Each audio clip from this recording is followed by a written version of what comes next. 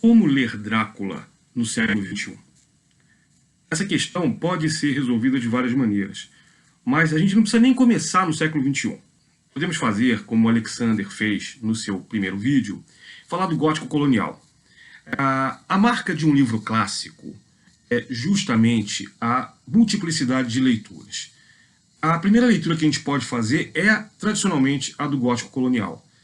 Eu gosto muito dessa leitura que o Alexander fez, porque uma das funções coloniais é a narrativa de que a sociedade do ocupante é mais avançada e, portanto, melhor social e até moralmente do que a sociedade do ocupado. Isso se dá, no caso específico do Império Britânico, pela função tecnológica, né? Afinal de contas, é no final do século XVIII, graças ao Josiah Wedgwood, que é o inventor da chamada cerâmica da rainha, que a gente tem a primeira linha de produção em série. Então, mais ou menos em 1798, um pouco antes disso, nasce a Revolução Industrial na Inglaterra. E aí ela vai tomar a dianteira em termos de colonização. É natural que vários tipos de literatura brotem desse território fértil, né? O H.G. Wells, por exemplo, que vai surgir quase um século depois, que cria os seus romances científicos, também tem essa função de mostrar a primazia do Império Britânico, mesmo com todas as críticas que a literatura do Wells faz, mas, mesmo assim, colocar essa crítica sempre de alguma maneira favorável à tecnologia e à ciência como sendo superiores a qualquer outro sistema de pensamento. Então nós temos que a colonização, nesse sentido, ela trata sempre o Ocidente, e que é uma coisa muito louca, porque é o Ocidente com caixa alta, a gente não tem uma noção exata do que seja o Ocidente. Por Império Britânico, o Ocidente era o Império Britânico. Tá? Então, se vocês quiserem entender um pouco mais o que o Ocidente faz com o resto do mundo, vocês poderiam ler, por exemplo, um livro chamado Orientalismo, do Edward Said. Esse livro é um dos livros clássicos de estudos políticos, sociais e antropológicos, né, etnográficos, porque ele começa a dizer o seguinte: como é que as pessoas veem as outras, né, por um viés colonialista. É o que está acontecendo agora com o Trump, chamando o Covid-19 de vírus chinês, que é um absurdo, uma bobagem, extremamente preconceituoso e não faz o menor sentido. Como a gente começa a colocar aí, e também uma narrativa colonial, né, de um país que se considera, em vários aspectos, o melhor do mundo, e que nós estamos vendo agora não é tão melhor assim, em vários aspectos, e essa questão do Covid-19 ainda vai dar muito problema para o Ocidente atual. Como nós podemos ver pela fala do Alexander, por exemplo, e por livros como esse do Edward Said, eu também quero indicar um outro, que é o Bazar Global e o Clube dos Cavalheiros Ingleses, que é um livro de ensaios do Homi Bhabha, que é incrível. O Bhabha tem um livro muito maravilhoso chamado Lugar de Cultura, Lugar da Cultura, que tem muito a ver com a questão do lugar de fala, do qual a gente comenta atualmente. Então vale a pena ler os dois, inclusive, né? Esse e o Local da Cultura. Mas quando a gente vai falar de Drácula, por exemplo, o que eu falei até agora, o que isso aí implica numa leitura de século XXI? Quando se fala em colonialismo, se fala também através das armas. E armas aí, eu não digo armas só no sentido literal, mas no sentido cultural. Então, não sei se vocês vão lembrar dessa leitura de Drácula. Drácula, desde o começo, né, o Bram Stoker ele faz questão de demonstrar a primazia do britânico através da tecnologia. Então vamos lembrar aqui, logo no começo do livro, Jonathan Harker fala que ele pegou a sua câmera Kodak para tirar fotos do castelo. Harker é um advogado que está trabalhando para o Conde Drácula a fim de fazer o seguro da propriedade dele. Então ele vai tirar fotos com a câmera Kodak. Vejam de que ano é Drácula. O livro foi publicado em 1897.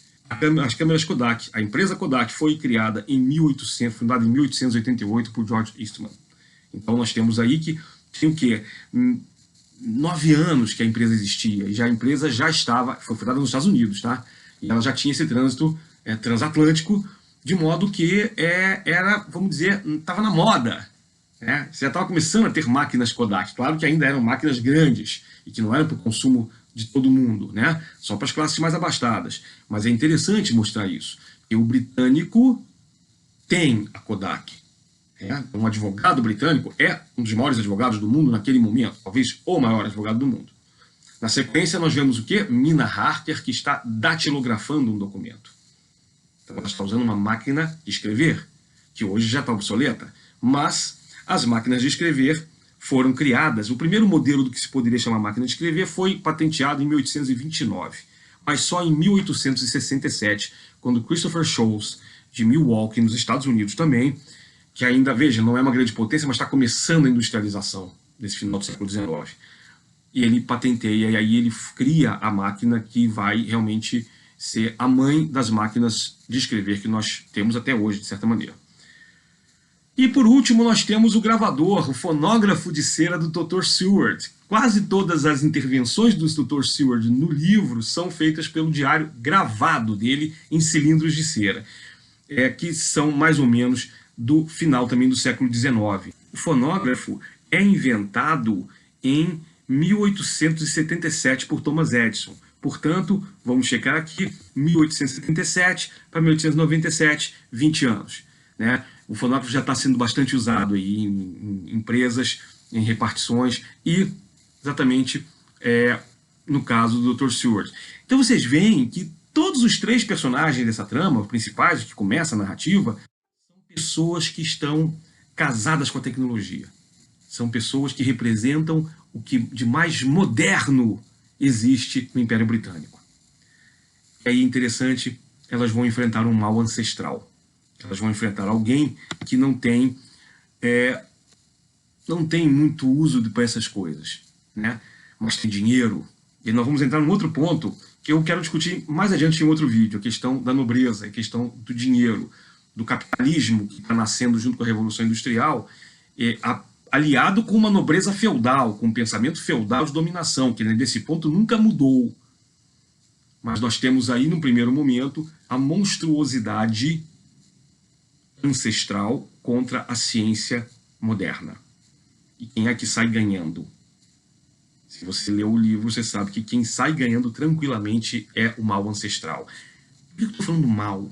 O livro do Stoker, ele orienta a narrativa para a gente, orienta o nosso olhar de modo que a gente diga, puxa, o Drácula é mau. E não há dúvida a esse respeito. Mas também é interessante vermos que, para o olhar do colonizador, o colonizado é sempre ruim. Não sei se vocês sabem que quando a gente usa a palavra vilão para determinar o bandido malvado da narrativa, a palavra vilão significa simplesmente aldeão, morador de uma vila ou aldeia. E é um termo que se usava muito na Idade Média.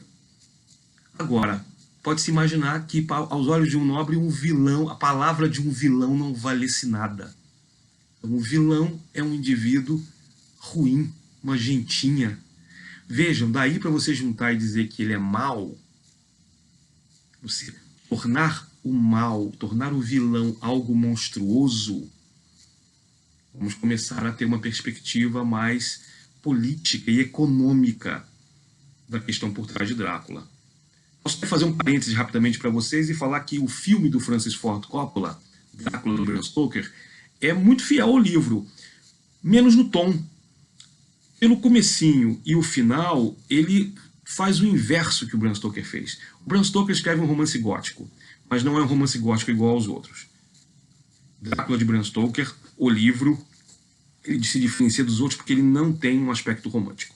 Tem um aspecto sexual, fortemente sexual, mas não é romântico. Ao contrário do filme. O filme transforma Drácula numa criatura em busca de redenção. No livro, essa redenção não é buscada pelo Drácula, e ela não acontece. No filme, né, essa redenção é buscada e efetivamente acontece. Até a trilha sonora belíssima, ela nos faz chorar porque nos faz torcer pelo monstro, que não é tão monstro assim. E nesse ponto, o Coppola marcou um gol de placa, porque já nos faz pensar na natureza das pessoas que estão caçando o monstro. Mais sobre isso, eu pretendo falar daqui a mais um pouco nesse nosso mini simpósio sobre Drácula. Espero que vocês tenham gostado e até o próximo programa.